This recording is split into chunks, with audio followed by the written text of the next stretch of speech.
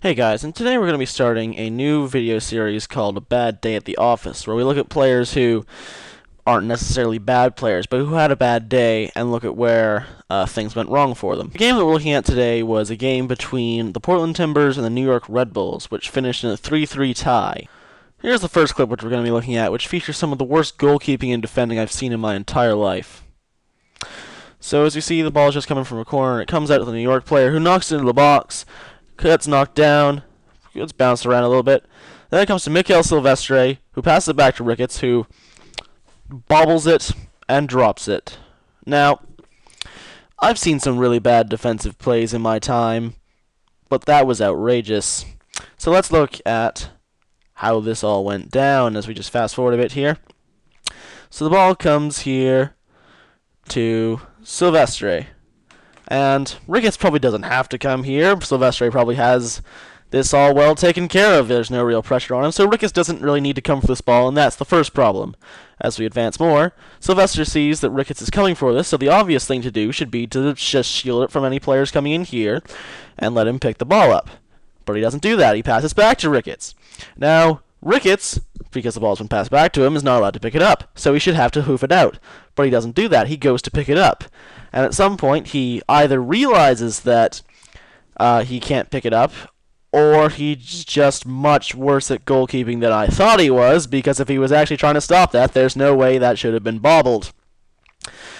And, well, I've heard people say that he realized that he wasn't supposed to catch it, but I don't know, there doesn't seem to be much realization there. It just seems like a bobble.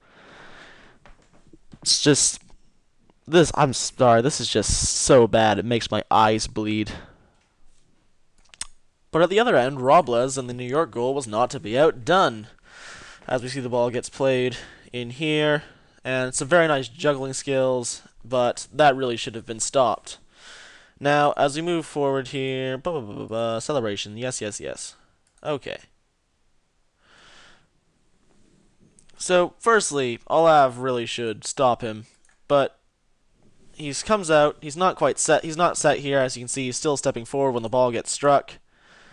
And if he'd taken a step, then I think he could have gotten to this, so Robles really should have done better on that.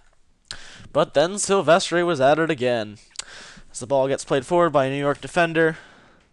Any moment now. There we are. And he misplays it, and then New York scores. I mean, you know, there's not really much we can talk about here. I mean, the ball bounces over him. He's not used to the field turf. I mean, I'll grant you that. But surely it's not that big of a difference that he couldn't, you know, at least have gotten to that. That's just poor from someone of his caliber. But wait! There's more. See, the corner comes in, gets played out to the unmarked man. The ball goes through the penalty area and is tapped in. Now, there are several problems with this. Firstly, as Taylor Twellman will point out here with this circling thing, Jean-Baptiste loses his man. And then when the ball comes in, he doesn't know where the player is. It gets played out. Secondly, who's marking this guy? I mean, come on, he's left wide open.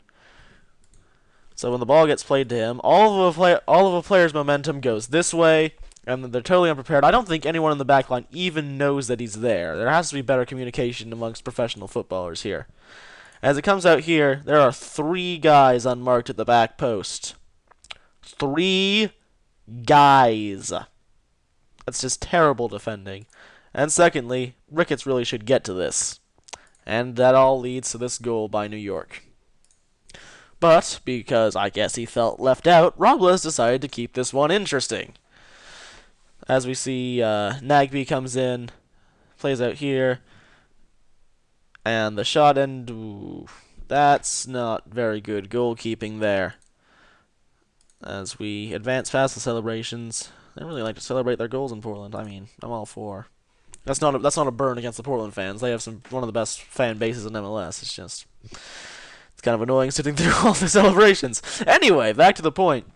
As the ball comes out here, this is one that goalkeepers really should catch. And if you're going to parry it, at least parry it out to the wing here, or hit it out here. And I mean, this is a pretty simple catch. I mean, there's no real reason to punch this at all.